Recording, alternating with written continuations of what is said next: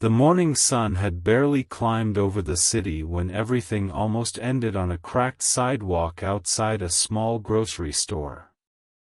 In the middle of ordinary noise, buses sighing, shop shutters rattling open, footsteps rushing past, a man collapsed like a tree struck by lightning. People froze. Some stared. Some stepped back. But one woman dropped her bags without a second thought and ran toward him, her heart pounding louder than the traffic around her, unaware that this single moment would change both of their lives forever.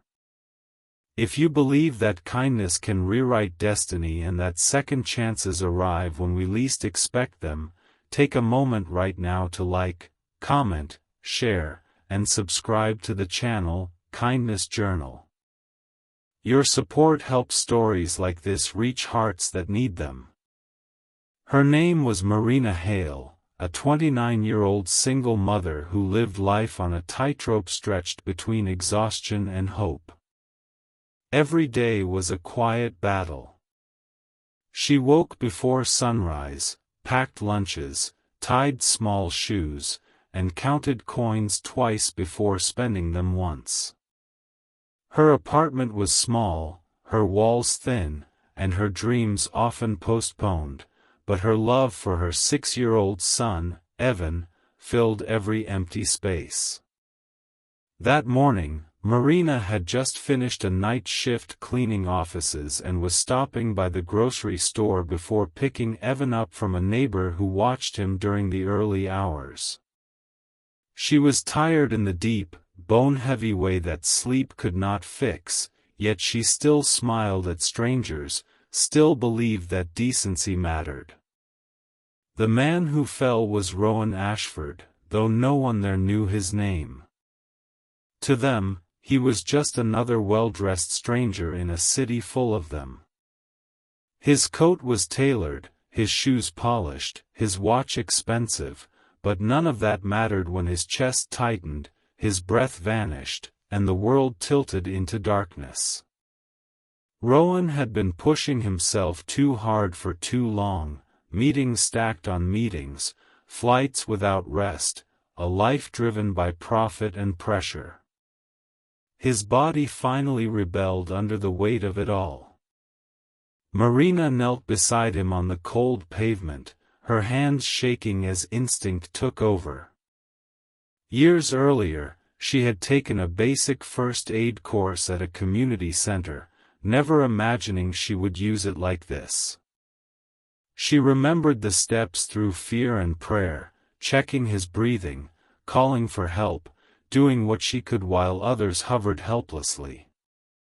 The sun climbed higher, casting clear daylight over the scene as sirens wailed in the distance.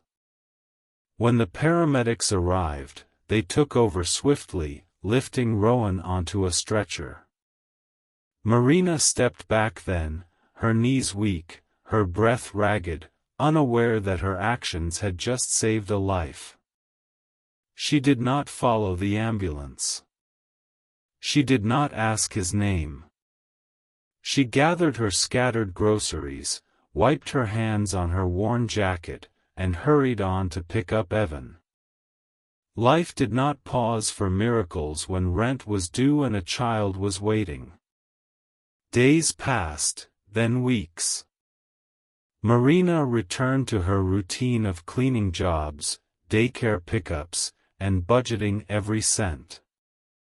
She carried the memory of that morning like a quiet echo, wondering sometimes if the man had survived, hoping he had, then pushing the thought away as another luxury she could not afford. What she did not know was that Rowan Ashford woke up in a private hospital room, alive because of her, haunted by the face of the woman who had knelt beside him without hesitation. Rowan was the CEO of a fast-growing technology firm, a man whose decisions affected thousands, yet he had never felt smaller than he did lying in that hospital bed. Doctors warned him bluntly. Another incident like this, and he might not be so lucky. His assistants brought reports, his board demanded reassurance, but his mind kept returning to the same image, a tired woman with determined eyes, choosing him over her own fear. He asked questions. He tracked down the paramedics. He searched for her, driven by gratitude and something deeper he did not yet understand. When he finally found Marina weeks later, it was not in some grand setting. It was outside Evan's small elementary school, under the open afternoon sky. Marina stood by the gate, holding her son's hand, laughing softly as he showed her a crooked drawing. Rowan watched from across the street, struck by how ordinary and extraordinary the moment was. This woman, who had saved him, was living a life